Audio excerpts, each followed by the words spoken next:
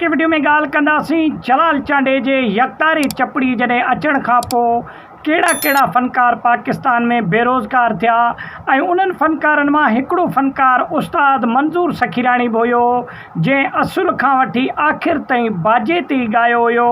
ऐं उस्ताद मंज़ूर सखीराणी छा जलाल चांडे जे बारे में पंहिंजे इंटरव्यू में चयो ऐं उस्ताद मंज़ूर सखीराणी खे कॾहिं ऐं छो अगवा करे विया धाड़ेल ऐं उहो कहिड़ी महफ़िल ॾे वञी रहियो। दोस्तों तफ़सीली वीडियो में ॻाल्हि कंदासीं। सिंध जा ॿई बहितरीन फ़नकार हुया, लेकिन जलाल चांडे के बारे में उस्ताद मंज़ूर सखीराणी चयो त जॾहिं जलाल चांडियो कदम रखियो सिंध में ॻाइण जी तरफ़ त पंजाबी फ़नकारनि सां गॾोगॾु असांजा सिंधी जेके फ़नकार हुया उहे बि तमामु घणा मुतासिर थिया हुया। छाजे करे एतिरे क़दर बि जेको आहे सो सिंधी फ़नकारनि ते मसइलो अची वियो जेके बाजे ते ॻाईंदा हुया उन्हनि पंहिंजा बाजा वेढ़े करे पुठारक में ॿधी करे कंहिं कुंड में फिटी करे छॾिया हुया। छाजे करे जो बाजनि वारो राग केरु ॿुधण जे लाइ तयारु न हुयो ऐं हर महफ़िल हर जेको आहे सो कैस्ट कंपनी वारा जलाल चांडे खे घुराईंदा हुया। यकतारी चपड़ीअ जो तमामु घणो दौर हुयो उन टाइम में ऐं साज़ ऐं बाजे वारे माण्हूअ खे केरु घुराईंदो ई न हुयो। साज़ ऐं बाजे वारे माण्हू खे केरु घुराईंदो न हुयो। पोइ उन टाइम जा फ़नकार छा कंदा हुया, खोड़ सारनि फ़नकारनि त जलाल चांडे जी मुखालिफ़त स्टार्ट कई ऐं खोड़ सारनि वीडियोज़ में ऐं प्रोग्रामनि में जलाल चांडे खे बुरो भलो बि चयो ऐं जलाल चांडे खे चयूं त हे सिंध जो फ़नकार आयो असांखे बेरोज़गार करे वियो ऐं असांजा हे मामला थिया हे मसइला थिया ऐं खोड़ सारनि फ़नकारनि सियाणप बि इख़्तियार कई, सियाणा बि थिया। उन्हनि साज़ ऐं बाजे खे फिटी करे ऐं यकतारो चपड़ी हथ करे ऐं जलाल चांडे वागे ॻाइण स्टार्ट कया। उन्हनि उहो सियाणा चवंदा आहिनि जहिड़ो देस तहिड़ो वेस।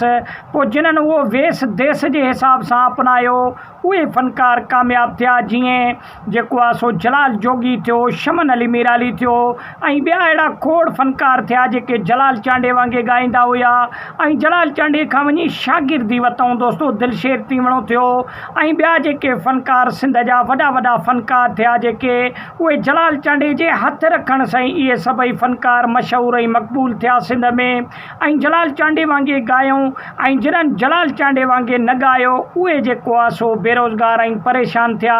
इन में उस्ताद मंज़ूर सखीराणी बि हुयो ऐं उस्ताद मंज़ूर सखीराणी सच पंहिंजे दौर में ॻाल्हायो ऐं उस्ताद मंज़ूर सखीराणी कॾहिं बि ग़लति फ़ाइदो न वरितो ऐं बुरो न सोचियो।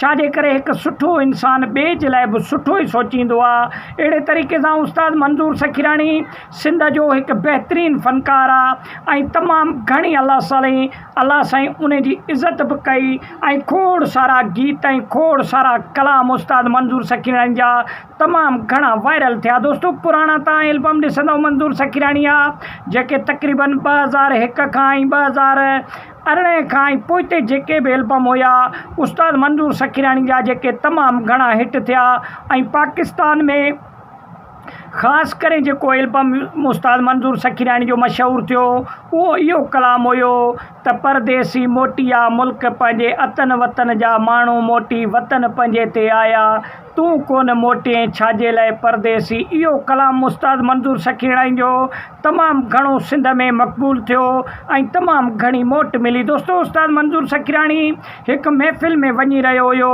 त उन महफ़िल में हिकिड़ा माण्हू चवनि था त परू चांडे जेको आहे सो उस्ताद मंज़ूर सखीराणी खे अगवा करायो, लेकिन इन ॻाल्हि में का बि हक़ीक़त साम्हूं न आई त वाक़ई छा परू चांडे छा इन में वाक़ई परू चांडे जो हथ हुयो मंज़ूर सखीराणी खे अगवा करण में या के ॿिए कुवतूं हुयूं। दोस्तों फ़नकार ऐं आर्टिस्ट सिंध जे कुंड कुड़छ में हलंदा रहंदा आहिनि प्रोग्रामनि जे सिलसिले। छाजे करे जो उन्हनि जो रोज़ी रोटी अहिड़े तरीक़े सां हलंदी आहे ऐं उस्ताद मंज़ूर सखीराणी इहे बि ॻाल्हियूं कयूं त जॾहिं जलाल चांडियो सिंध में मक़बूल थियो त ट्रैक्टरनि में गाॾियुनि में जलाल चांडे जा गीत ॿुधंदा हुया माण्हू ऐं असां पंहिंजा जेके साज़ ऐं बाजा हुया उहे पंहिंजा वेढ़े करे कंहिं कुंड में फिटी कयासीं ऐं घणो अरसो असांखे केरु घुराइण जे लाइ बि तयारु न हुयो, लेकिन पंहिंजी महिनत ऐं जिदोजहद जारी रखीसीं।